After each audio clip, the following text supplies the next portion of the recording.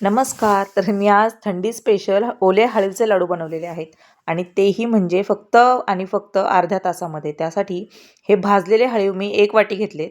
हे 4 वाट्या मी ओला नारळ घेतलेला आहे किंवा 2 मोठे नारळ घेतले तरी चालतील. त्यानंतर 2 वाट्या मी गूळ घेतलेला आहे. तर ही कढई जाड बुडाची आहे.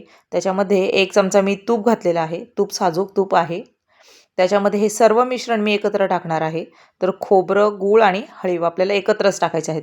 हळीव वेगळे नारळाच्या पाण्यामध्ये भिजवायचे नाहीत, कारण हे झटपट होणारे लाडू आहेत आणि हळीव जे आहेत ते नारळातलं पाणी तसंही शोषून घेतातच.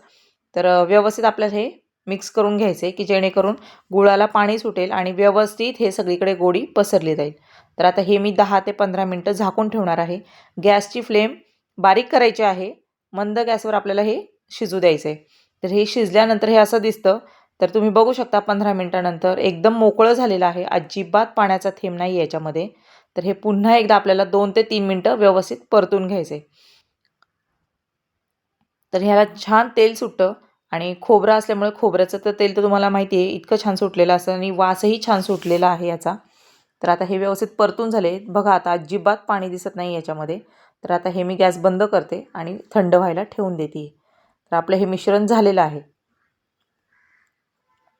तर हा व्हिडिओ कसा वाटला मला कमेंट करून नक्की सांगा. आवडल्यास लाईक करा, तुमच्या मित्रमैत्रिणींना शेअर करा आणि सबस्क्राईब केलं नसेल तर सबस्क्राईब करा. तर आपलं मिश्रण हे थंड झाले.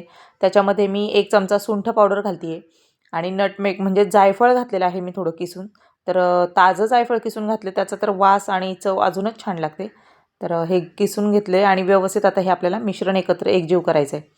तर व्यवस्थित एकजीव केल्यानंतर आपल्याला ह्याचे लाडू वळायचे आहेत. तर तुम्ही लाडूही बघू शकता की जास्त जोर देऊन बांधावे लागत नाहीत. इतके पटकन सहज रित्या हे लाडू बांधले जातात. तर हे एका हाताने छान लाडू वळून होतात आहेत.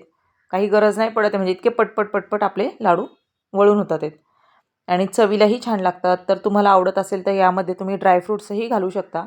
पण ह्याची चवच इतकीच छान लागते त्याच्यामुळे मी बाकीचे काही ड्रायफ्रूट्स घातलेले नाही आहेत. तर हे जरा थोडेसे उष्ण प्रकृतीचे असल्यामुळे आपण हे थंडीतच खातो.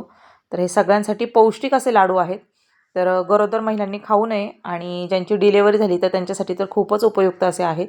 तर हा व्हिडिओ शेवटपर्यंत पाहिल्याबद्दल धन्यवाद. हा व्हिडिओ कसा वाटला मला कमेंट करून नक्की सांगा.